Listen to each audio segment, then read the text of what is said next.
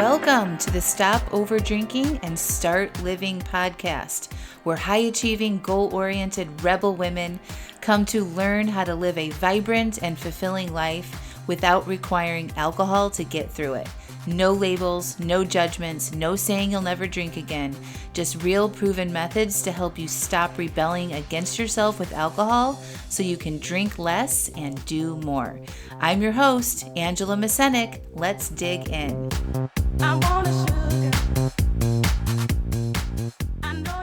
Welcome to episode 365. You didn't fail, you returned.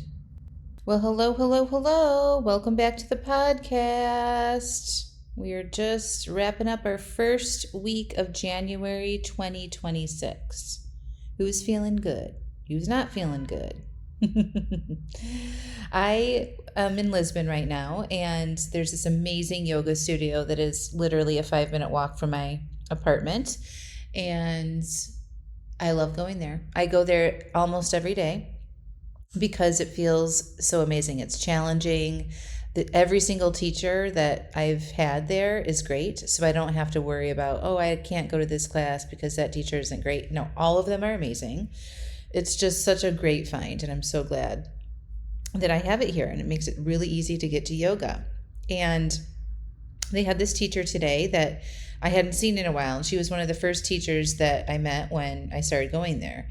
And she opened up the class, this is like the Tuesday after January, like after January 1st. So like most people are back to school this week and back to work this week. It's like really the first full week that people are getting back to the grind after the new year. And she asked us, why did you return? We've had to the holidays and, maybe you took a break over the season, and just asking us that question, why did you return? And for me, in my head, my answer was, I came to class today because it makes me feel good. And I like feeling good in my body. I like feeling strong. I like challenging myself. And that's why I came back to the mat today. And she said, I didn't share this with her. She's just talking. And she said, really, it's about your commitment. And I really like this idea about commitment, right?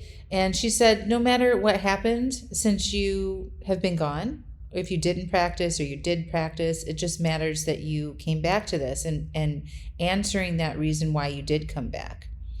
And I just had to talk about this on the podcast this week because so many of you are back again to figure out your relationship with alcohol. Maybe you're doing dry January right now, or maybe, you were listening to the podcast for a while and making some progress, and then you fell off over the holidays, or maybe it's been 6 months or a year since you've really been engaging with changing your relationship with alcohol. And I just want you to know that you are committed to making the changes that you want, and you are tracking towards feeling better. Right? You're making choices in the commitment that you have to yourself to making yourself feel better in your life by looking at what your relationship with alcohol is, right? A lot of times we think of commitment as something that has to happen every single day. And we just want to loosen that idea of commitment, right? And celebrate that you came back, no matter how long it's been or what happened in between that, right? We don't want it to mean that you never make a mistake, or you never take a break, or you haven't changed course. So the real commitment is what you're doing. It's returning, it's re-engaging, it's remembering why you started in the first place and choosing yourself again. And commitment isn't proven to yourself by never leaving. It's proven to yourself that you are not giving up no matter what, or no matter how long it's been. It's proven by coming back to yourself, to this work, to doing the things that you want to do to make the changes, right? So many of you say things like, I fell off and I blew it and I stopped doing the work. It's been months. And then they make that mean something about themselves, like they're not capable of being committed or any of that, or change or long-term change. Returning and deciding to come back is the work. It's a commitment to do that. So you're coming back to your curiosity about your relationship with alcohol. You're coming back to having more awareness about how this is not helping you in your life. You're coming back to yourself. You're paying attention to yourself. And again, it doesn't matter how long it's been or what you drank or how many times you stopped and started. If you're here again, listening again, thinking about this again, that's commitment, my friends. Nobody ever says like they failed at yoga, right? No teacher is going to tell you failed at yoga. If you skipped a few months, they always just say, welcome back, right? It's good to see you again. And that's what I want you to tell yourselves. If it's been a break or been a moment, or if you had a mistake or you haven't been as focused as you've wanted to, welcome back. Welcome back. Okay? It's not a pass-fail experience. It's a relationship with yourself that you're learning how to tend, right? And you came back here because you're choosing to feel good. You want to feel good in your life, yeah? And so that's why you came back, and that's a good thing. You made a good decision, okay? We don't need to understand why you drank again right now. I want to help you reduce your shame if it's been a hot minute, okay? So why are you back? What do you want to feel more of? What do you want to feel less of? What are you committed to for and caring for yourself now? If you've returned to figuring out your relationship with alcohol, to this podcast, to working with me, I don't think that it's accidental. It's your own intentional decision to do something that's good for you. Okay, so there's a part of you knows and has decided, I want to feel better. I want to feel like myself. I want to choose what actually supports me. And just so you know, you don't have to do this perfectly. You just have to keep returning.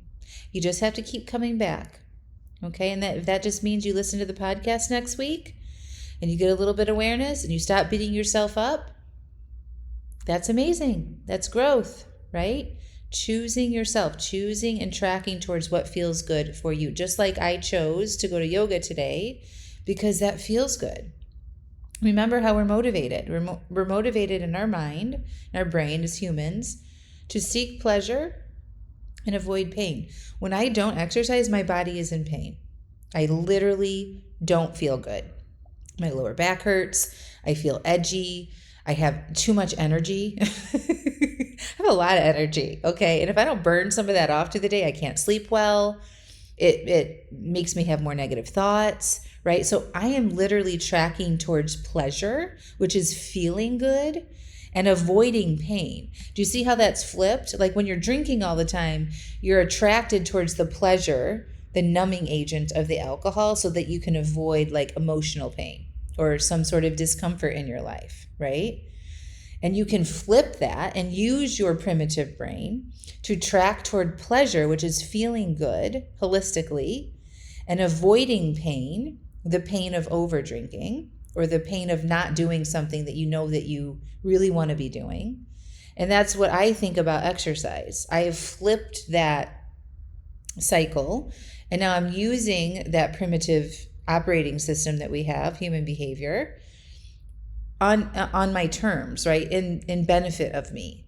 So I'm motivated to feel good, so I go exercise, right? So that I avoid pain, literal pain in my body, and anxiousness and edginess and tight lower back and hips and all the things, right? It also boosts my self-confidence. When I'm not exercising regularly, I don't feel good about myself. And so it's very self-serving, and that's okay, right? I want to feel good in my body. I want to feel good about walking around. I want to feel good and alive and strong. And then I honor myself, and I make myself a priority, and I take care of my body, right? And so that's why I returned to yoga, and I keep returning to yoga whenever I have a chance, right? And I go for long walks, and I prioritize sleep, and I eat well, and I drink a lot of water, and I don't drink alcohol, and I take care of my mental health. I take care of myself because it feels good, right? Not taking care of yourself doesn't feel good, as you know. And oftentimes we get caught up in that cycle of we're not feeling good, and so we numb and escape that feeling. And that doesn't feel good, so we keep doing that. But now you came back, right? You came back for a reason. Whatever it was. Maybe you haven't even gone anywhere, but last week you listened to a podcast, and here you are again. Why are you doing this? What are you tracking towards this year? More aliveness, more holistic pleasure, feeling good, feeling more alive? Answer those questions and remind yourself that there's nothing wrong with you if it's been a bit, or if it's been a long time, or if you drank a shit ton of alcohol over the holidays. It's okay. You're here right now. So appreciate that. Okay? Choose what actually supports you. And that's this commitment to yourself and feeling good. All right, my friends? That's what I have for you on this first week of January 2026.